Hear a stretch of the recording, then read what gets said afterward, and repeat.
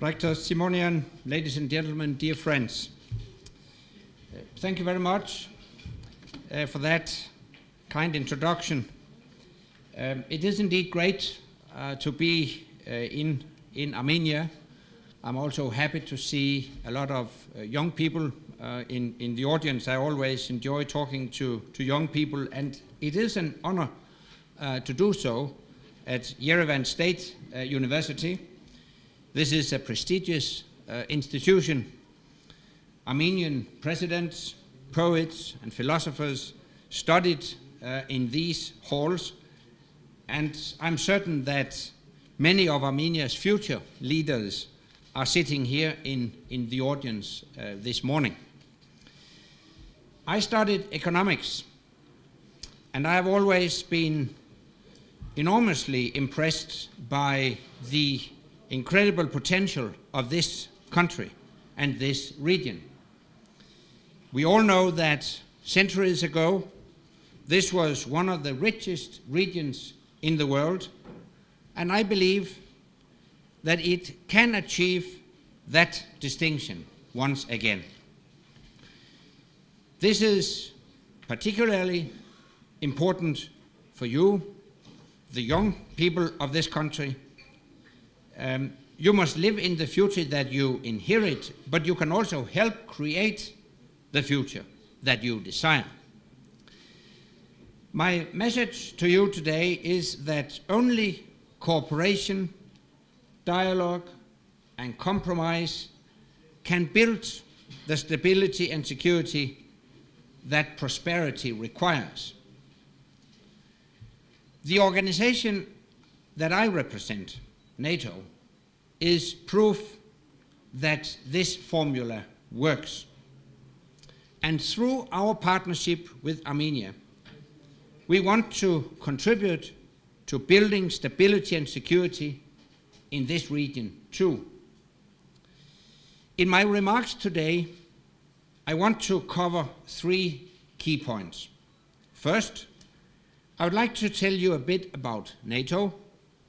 Second, I will explain how NATO and Armenia are working together today and describe some of the support NATO is providing your country. And third, I want to look at how Armenia and this region can reach their true potential. And I would also like to express my views on the Safarov issue. So, first, NATO. The North Atlantic Treaty Organization is unique, both an international political alliance and a military alliance. Two of our allies, the United States and Canada, come from North America. The other 26 allies come from Europe. All allies on both sides of the Atlantic have undertaken a solemn commitment. They have agreed that in the event of an attack on the territory or population of one ally, then all the others will come to that country's help according to the principle, all for one and one for all.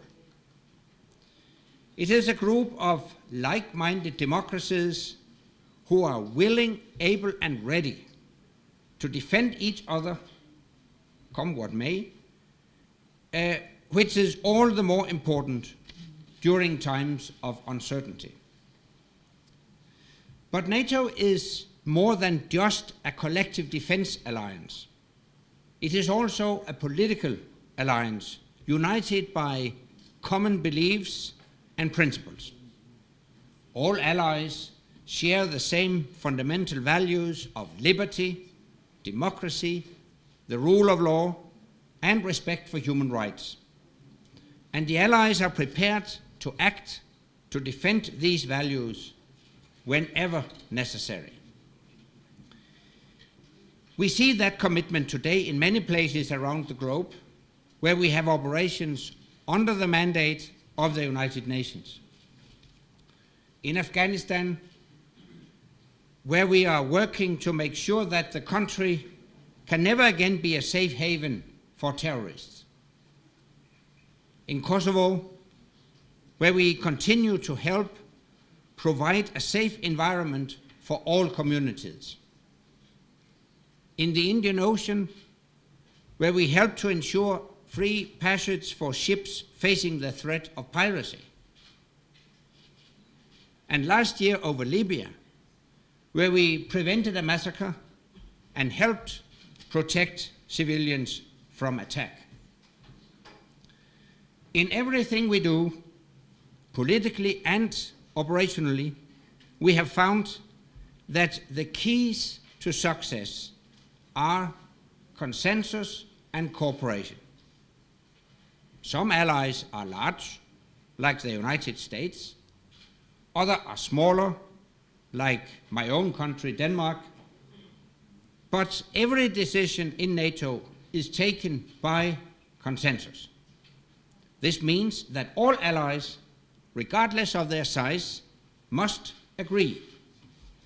And it means all allies have an equal voice. From time to time, we do have disagreements, but we work through them like true friends. We talk a lot. Eventually, we compromise. And we come to an agreement that all of us can live with. It's not always easy, but we do it every day. And it's a virtuous circle. Cooperation requires dialogue. Dialogue brings compromise. Compromise permits cooperation, and cooperation enhances our security. It is this approach that has made NATO the most successful alliance in history. But of course, we do not live in history. We must face the threats of the future, not the past. Our times are changing, our challenges are changing, and NATO is constantly changing to meet them. Over the past 2 decades, we have come to understand that the simple physical defense of our populations and territories is not enough. Tanks massed on borders can no longer guarantee our security. New threats are too complex, too interconnected, and too unpredictable. They require a different approach. Challenges like terrorism, cyber warfare, or the proliferation of weapons of mass destruction cannot be confronted by any one army, any one country, or even NATO acting alone.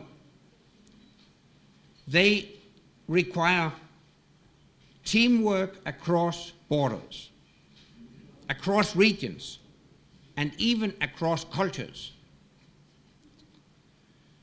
And that's why achieving security in the 21st century must be a truly cooperative endeavor. We need partners here in this region and across the world, partners who share our values and our desire for security. Your efforts to work towards improved democracy, fair elections, and free media are welcome. They are good for Armenia, and they lay the foundation for an even stronger partnership with NATO. And that leads me to the second point. The second point I want to make today, how NATO and Armenia are working together. Armenia has been an important NATO partner for many years. Your country's contribution to our operations in both Kosovo and Afghanistan are significant and highly valued. In Afghanistan, you are part of a NATO-led coalition of 50 nations, 1/4 of the countries of the world, to ensure that Afghanistan will never again provide a safe haven for terrorists who threaten our nations. I have visited Afghanistan many times, and I have seen the tremendous job that your service personnel are doing. I know the challenges, and I have seen with my own eyes the significant progress we are making across the country. By the end of 2014, we will complete our current combat mission there. But our commitment to Afghanistan will continue. After 2014, we will start a new mission to train, advise, and assist the Afghan security forces. And I very much hope that Armenia will be part of that support. Your country's contributions to NATO-led operations mean that Armenian troops have received valuable training and peacekeeping experience. This is an important part of developing your country's own peacekeeping capabilities, both at home and abroad. NATO is providing significant support to help you build up these capabilities. We are also assisting Armenia in other areas, such as border security, defense reform, and cybersecurity. This makes Armenia stronger, safer, and better able to contribute to security elsewhere. But our partnership also makes sense for Armenians here at home. One important priority in our partnership has been civil defense and disaster response. We all know that earthquakes are a recurrent danger here in this region. This country has suffered terribly. The quake in 1988 killed more than 45,000 people. So we are providing training to help Armenian rescuers strengthen their capabilities in search and rescue. These are just some examples of what we do together. And we do it in full respect of Armenia's balanced foreign and security policy. To put it more clearly, we see no contradiction between good NATO-Armenia relations and good relations with Russia. It can work, it does work, and by the way, it works for NATO too. We have a deep, well-developed relationship with Russia as well, because we believe that at this time in European history, we can have a virtuous circle. All countries can put the past to rest and move forward, and that the whole continent would benefit as a result. And this leads me to my third and final point, how Armenia and this region can reach their full potential. A potential of open borders, increased investment, extra trade opportunities for your industrial and agricultural products, better job opportunities, strengthened regional political and economic cooperation, enhanced stability and security, and greater prosperity. We know what is holding back this potential. Unresolved conflicts, closed borders, minefields, trenches, closed airspace. This region has more barriers to cooperation between neighbors than almost anywhere in the world. We need to break down those old barriers of mistrust, and we must build up new bridges of regional reconciliation. A crucial step has to be finding a solution to the Nagorno-Karabakh conflict. Two things are clear. First, there is no military solution. And second, the only way forward is through dialogue, compromise, and cooperation. NATO as an organization is not involved directly in finding a solution to this conflict, nor do we take sides, but we will continue to support the Minsk process and efforts towards a peaceful settlement.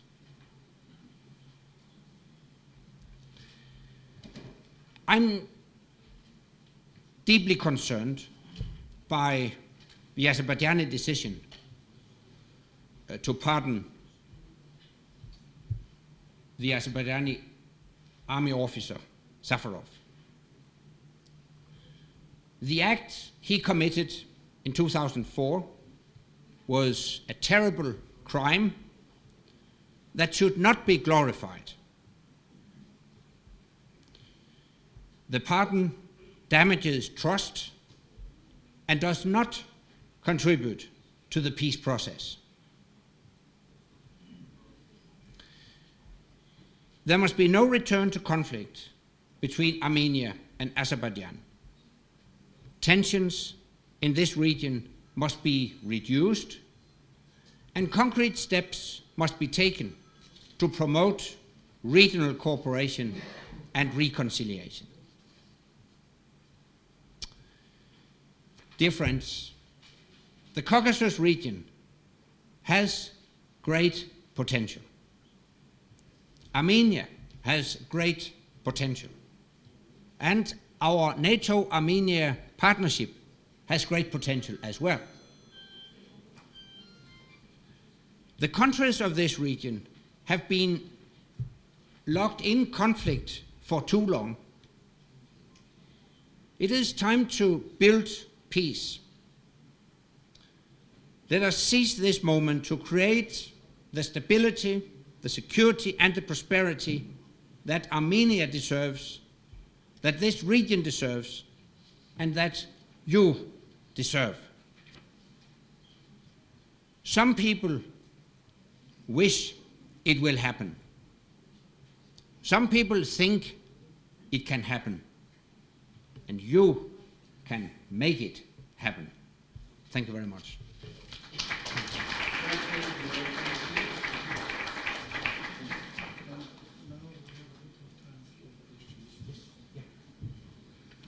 Իսկ հիմա խնդրում եմ, եթե կան հարցեր,